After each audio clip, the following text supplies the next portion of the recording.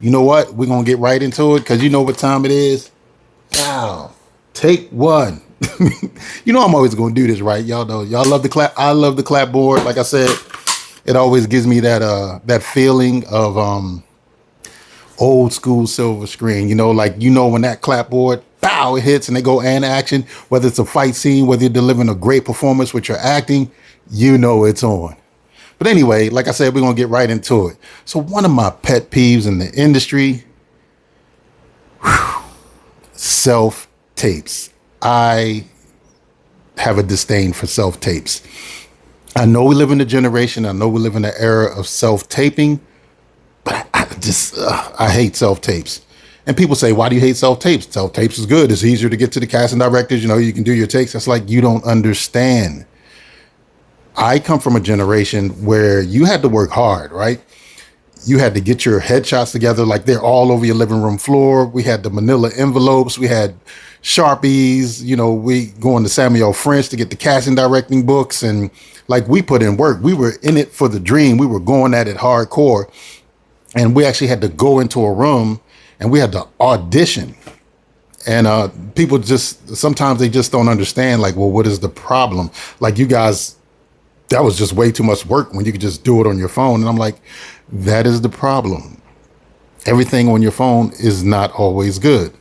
For example, let's talk about it. Let's pull one up. So the problem here with self-tapes is lack of personal connection, right? Let's talk about that. So in person, you walk into a room, shake hands, and exchange energy. So right there, there's a real human element. There's a real human connection. You know what I mean? So it's not just you and a camera. It's actually you and a person. So self-tapes, they don't offer any interaction. You can't build a rapport with the casting director because it becomes a disconnect between the casting director and actors. They're just looking at tons of cell phone videos and, it just kind of goes out the window. Number two, there's no immediate feedback. That's very important, right? Feedback is important. So if you're self-taping yourself and your friends are like, yo, you did a fantastic job. Yeah, that's your friend who may not know anything about acting, but a casting director would. So if you're in person, a casting director can say, you know what? Put a little bit more energy into that. You know what? Just take it down a little bit, but a little slower. Yeah. Or could you say that with more emotion, more anger, or let's just do it again with more urgency. Self-tapes, you're just kind of like, did I do that right? Is this what they want? Oh, well, I'll just do another one just in case. And another one. So next thing you know, you have 400 takes.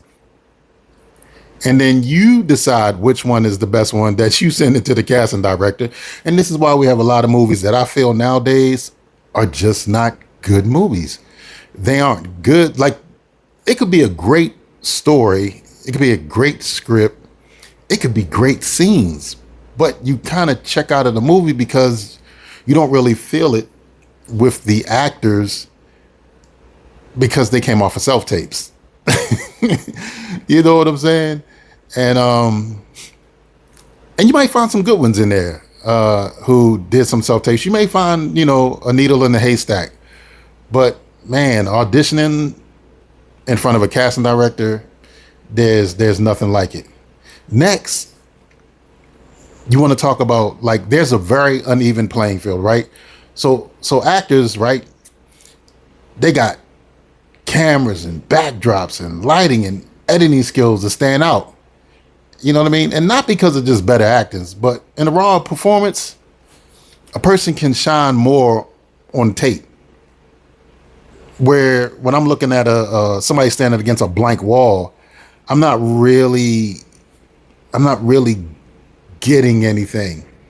You probably can pull up some old school auditions for a fact, right? And when you pull them up, you may see some people, you go, well, they were against a blank wall. And I'd be like, well, actually, they weren't being recorded against a blank wall because of the blank wall. They were being recorded actually in a room with a bunch of casting directors who didn't care what was behind them. They cared about the performance. You see what I'm saying? Because they were in the room with the person. So they're engrossed and they're entertained watching that, and they can give directions and say, hey, and there's that, what, here, drink hold this coffee. Like, they can say things to you. and give you props to help you bring that to life. With self tapes, once again, it's just you, a cell phone, a blank wall, a ring light, and be like, all right, say these lines. Okay, do it again. Next thing you know,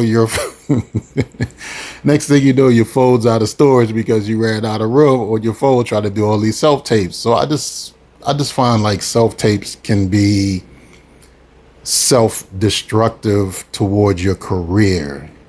And that's just me. Don't take my word for it. I'm just kind of just talking about how I feel. And everybody has an opinion based on what they feel. And that may be my truth. Your truth may be different. You may love self tapes and you feel like self tapes may be the wave of the future.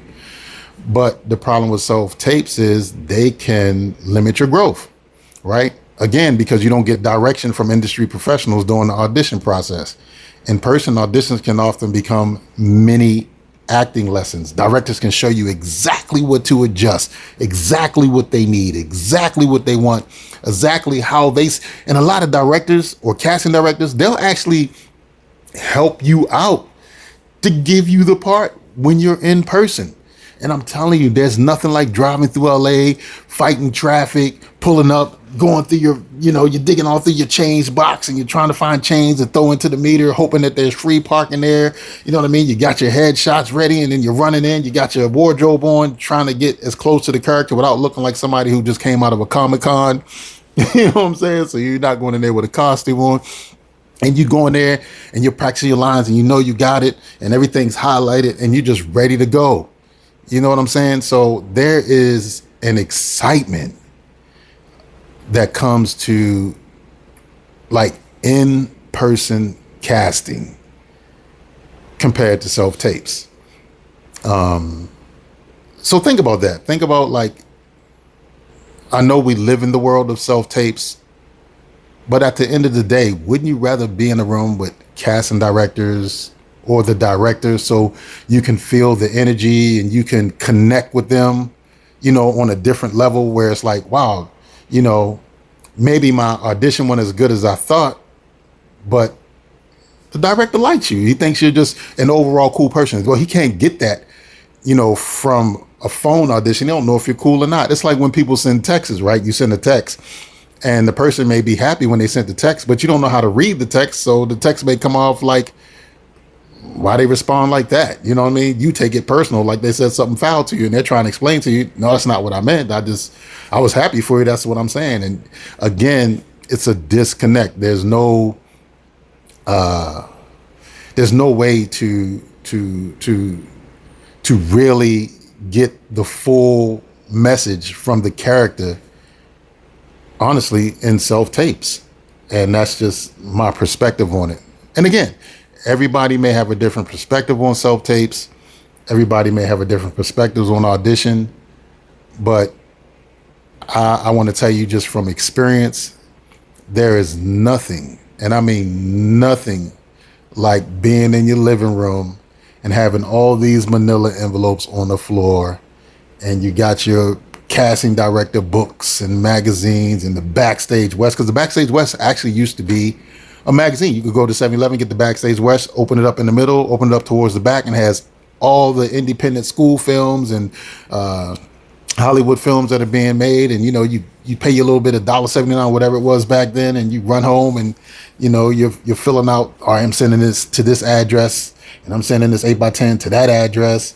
And we used to go to the camera shops, right? So we get our 8x10s taken and then we get touch-ups, so we get them retouched. So we go to the photography stores on Sunset or in North Hollywood, and we would get the photos retouched if we need them. And back then, pictures were black and white. And you're like, what? Yeah, pictures were black and white back then, and your 8x10 was black and white. And I remember I went into an audition and I bought an 8x10, and I asked the cast director, I said, hey, why do we got to keep using these black and whites? And she'd be like, cuz that's your 8x10. I said, yeah, but we watch TV in color, so why are we bringing you black and white pictures? I'm not understanding that. Shouldn't it be pictures be in color? I remember saying that like back in the 90s. And I think a few years after that, things start becoming color. And I was like, wow, that's different. Because models back then had Z cards. So on the Z card, you had a color picture, right? Which could be your headshot type picture or whatever you were doing. And on the back, it was different kinds of scenarios you were in on the back of the Z card. So they flip it over and they go, okay, this person looks good sitting at a restaurant outside in the grass. You know what I mean? So I had got the concept from Z cards that 8x10s should have color like the Z cards.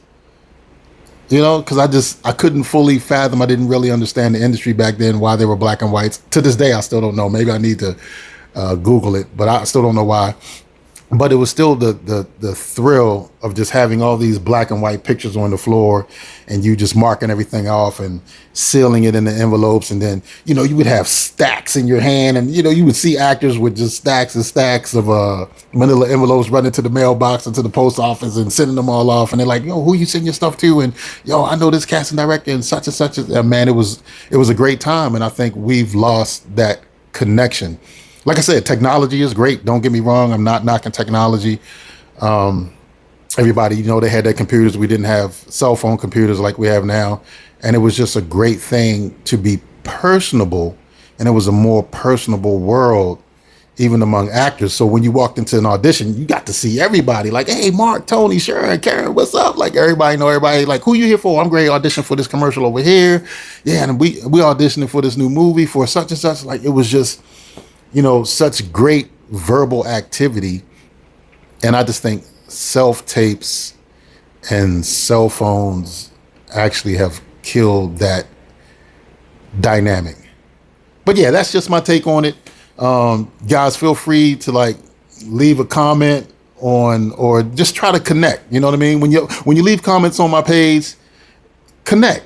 You know what I'm saying? If someone else leaves a comment, try to connect with that person. Don't try to argue with them or fight with them. Just try to connect with them, because they're artists just like you. They may like, hey, you know, I feel like this, and you guys can talk, and maybe y'all can help each other, you know, get some projects going. You know, this person may be a lighting guy who knows someone that needs an actor, and you happen to be an actor, but you guys are both commenting on this particular scenario, and y'all should connect. And I think that's what we need to do. That's Acting Chop's goal, is to like, comment, and connect.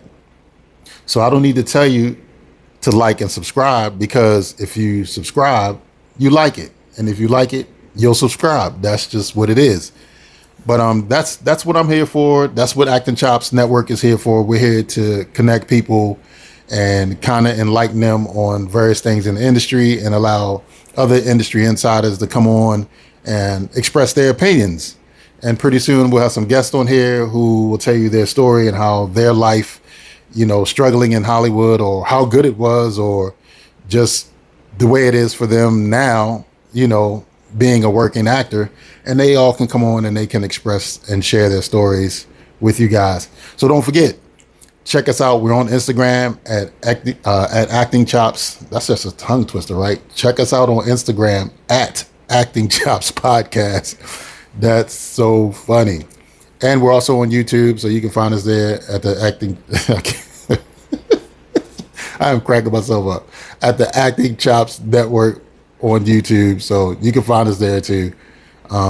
It's a new page; it just gets started. Sometimes, you know, YouTube they got their own little situation going on, so you gotta have things in order before you can make a page now, and you gotta pretty much have your firstborn ready. But we're up and running. Thank you, everybody, stopping by. And again, if you have any insights on like anything that we do, so any episodes that we do, and you feel like you got a certain insight that may improve as far as what we're talking about, like, is there something that you can improve as far as self-tapes? Is there another dynamic? Do you think we should bring back the old school of like walking into rooms and shaking hands and saying hello to the casting directors and just having that personal one-on-one experience again?